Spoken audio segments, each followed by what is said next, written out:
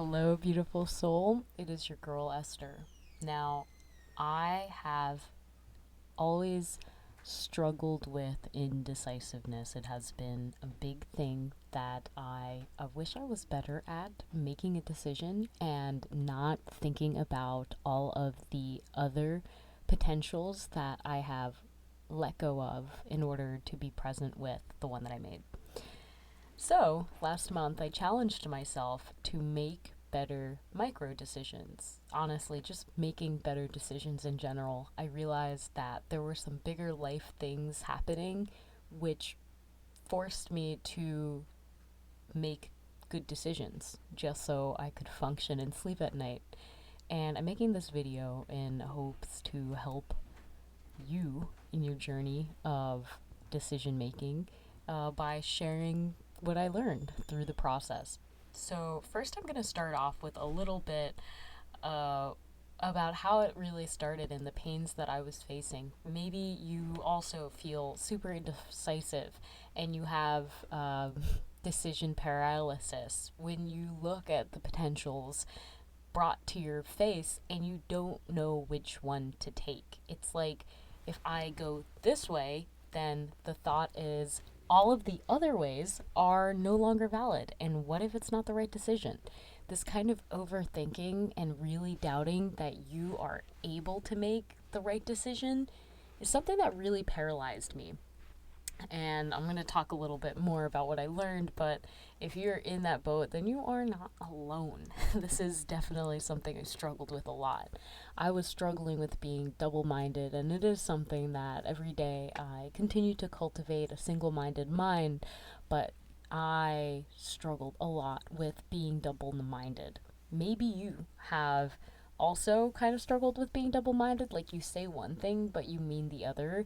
Maybe somebody asks you to hang out and you say yes when in reality in your heart you know you don't really want to. And these little things add up and they cause a lot of unnecessary stress. So that was kind of what was happening to me. So that's why I decided to do this challenge. And the challenge rules were pretty simple. I will be doing my best to test my decision making skills.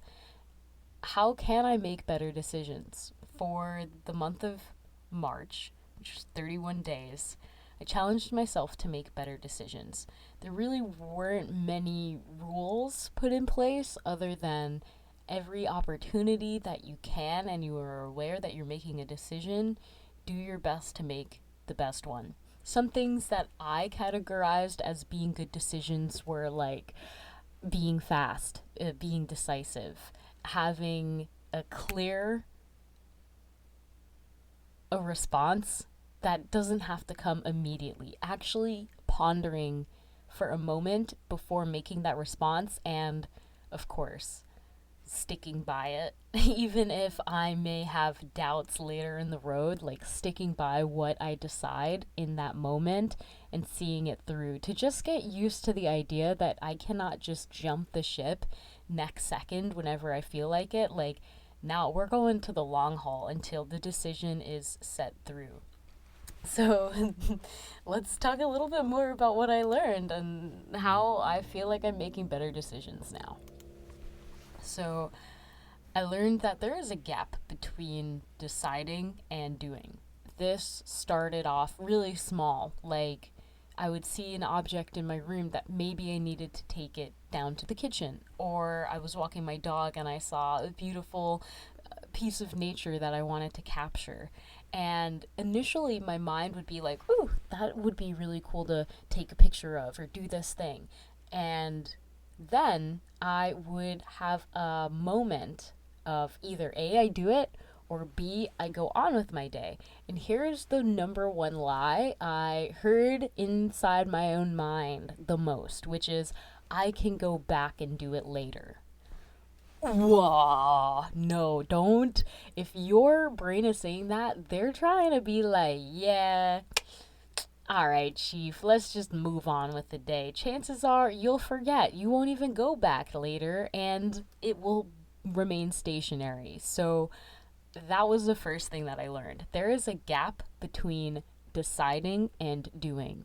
And in that time, that small gap, that is where the decision needs to be made.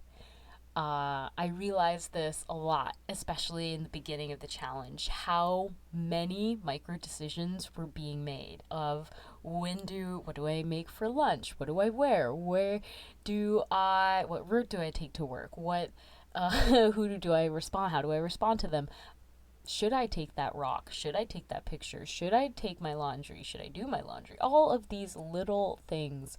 There's this thought, and then a little bit of processing time before it's in action. And you have a window, and once that window is done, you've missed the opportunity. So that was one thing I realized. This gap between deciding and doing, sometimes it can be bigger, sometimes it can be smaller, but I will note it's a lot easier the smaller it is. When you have the decision to doing it, if you know in your mind you want to do something and the situation arises for you to do it, the sooner you decide to do it, the better. Not saying that you can't take time to process and weigh it out and then do it, but generally speaking, once you have that go for it. And I've been talking to my partner about this, and they were sharing it took them 4 hours to make a decision, which could have just taken a half an hour, but that overthinking mindset of like, should I, and the kind of paralysis of the potentials that will be lost, because, as you know, deciding literally means to cut off. When you decide, you are cutting off all other potential probabilities into one reality. So it is a nerve-wracking thing when you realize the power that you have. This is a part of manifestation, but it's what I would say is like pruning a tree. You will have a decision tree, and as you know, the decision tree will begin with 2 choices. And once you choose, you kind of cut off half of that tree, going back up, and it continues to go. So being able to make good decisions early on can really reduce the amount of decision fatigue you have. On that note, the second thing that I learned throughout this challenge was that you gotta reduce the decision fatigue by reducing the things not worth doing. You gotta stop doing the things that are not worth doing. This came to me when I was doing my hair, and I had booked myself for a couple of different calls or collaborations, but they weren't really resonating in my heart. It was more like, oh, I'm kind of curious and like might as well. And I realized that this kind of behavior that I was doing was putting me into overdrive with my decision making and having to squeeze everything and navigate my time so much that I barely had time to really make good decisions on behalf. It would just be like somebody says this and then I say that, and then next thing I know, I have decided for myself that I'm going to do all of this extra work. So reducing things not worth doing is such an amazing thing. Like the power of no when it comes to making a decision is such a wonderful thing. If you don't want to go to that party, but you have that kind of potential paralysis where you don't want to miss out, that FOMO, it's better that you just say no and like of course, stick by whatever you say. If you say yes, don't flake out. And that is how you strengthen the power of your decisions. But it's better to just reduce the things not worth doing. And through this month, this challenge, I definitely am so thankful for this. Is like the biggest gift ever that I think I've gotten from this challenge, was literally to stop doing so much. Like, decide to stop doing so much, because when you say yes, you have to be prepared to make a whole bunch of other decisions on behalf of that yes. And if it's really not worth pouring your life force energy into, then just say no and preserve it so that you are in a better headspace and are able to better serve those that you decide and how you decide to serve. So yeah, you gotta say no. And like again, when you are faced with that choice and you're evaluating, what really helped me were the priorities that I had. Priorities are, they're like this golden thing that allows you to see the light at the end of the tunnel when you got all these distractions around you. It helped me so much with making decisions because it provided this compass of, okay, I'm prioritizing really establishing my creative self and serving those with the gardens that I have. That's my priority right now. Okay, cool. Everything that I decide, I keep that in mind, and it really helps with the decisions that I make. Oh my goodness. I cannot emphasize enough how important it is for you to reduce the things that are not worth doing, reduce the scrolling, because that's just going to breed more things that are not worth the doing unless you are being very intentional and it's a part of your priority and you have a clear understanding as to why you are choosing to do what you do. If you don't know why you're doing something, then stop doing it. Okay, like evaluate your energy. So let's take a breath in.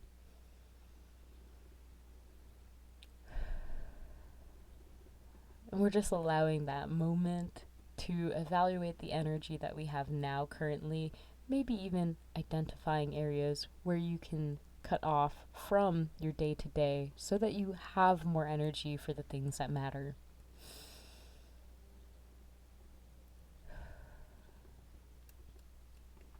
Okay. Number three is again with the decision tree and spirituality. I realize that making decisions, they do indeed cost energy. This is a sacrifice of the physical world in terms of you can only be in one reality at a time. And so when you are deciding something, you are in fact cutting off all of the other 3D realities that could be in order to pursue the one that you choose in that moment. This is a powerful thing, and I truly do see it as a connection to your soul, journey, and mission. Prioritizing your mission here on earth really helps a lot with making decisions and kind of having that observer effect, which allows you not to be so impacted or distracted by the 3D and the things that will try to suck your soul into it, okay? Like, your decisions are your weapon. They are how you cut stuff off from the bud before it becomes a big thing. So as you know, I garden. I'm a professional horticulturist. Now I say that, I'm laughing. And so I work a lot with plants, and of course there are a couple of weedy vines that love to strangle bittersweet. I'm talking about you. And it's so interesting. This vine, it just loves to strangle, grows right next to a tree or a shrub, or and it will just grow up. Its roots will go and try to interlace itself as much as possible with the other plant, and the vine that it creates, which is quite woody, will wrap itself around whatever is within proximity to it until it literally girdles that plant after a couple years and kills it. Your decisions are the difference between allowing that plant, which I will call the world, girdling your spirit, your soul, and allowing your soul to flourish. Every decision you make is creating the reality that you are in. Destiny, in a way, is just tiny decisions made every day. You are making your destiny. You are deciding what your destiny is by these little choices. And so your decisions are like a sword, cutting off the things that do not matter in order for you to nourish the things that do. This mindset shift has, again, it's helped so much. It's been such a blessing, such a gift to have deeper trust and understanding in the decisions that I'm making, and really trusting and leaning on God sometimes when I don't know. So, what do I do when I don't know which way to go, what decisions to make? I pause. This can be as simple as, when somebody's texting me something and I feel emotionally it's kind of triggering, I'll just take a moment and I'll just breathe and I'll just pause. And I'll remind myself that I don't have to immediately respond back. If you know a little bit about your human design chart, then you might know the way that you feel best making decisions. For instance, generator really connected to their sacral, and so they may find it very effective to feel the full wave of emotions before they make their decisions. This is really cool to know, and I think for most people this applies. It is so helpful to make decisions by taking the time you need to ponder them. But know when it is time to make the decision. Do not give yourself unlimited time, because I see this happen with a lot of people. Another example, I remember when I wanted to get a pair of AirPods to replace the ones that I lost. AKA somebody actually stole them, but that's another story. And went to the store and I was kind of debating like, I've never had a laptop, but I'm doing a lot of work and I'm moving a lot, so maybe that will be cool. And so I was kind of thinking like, maybe I should. I was still a student. I still had like a valid ID, so I was thinking I could get a pretty good discount.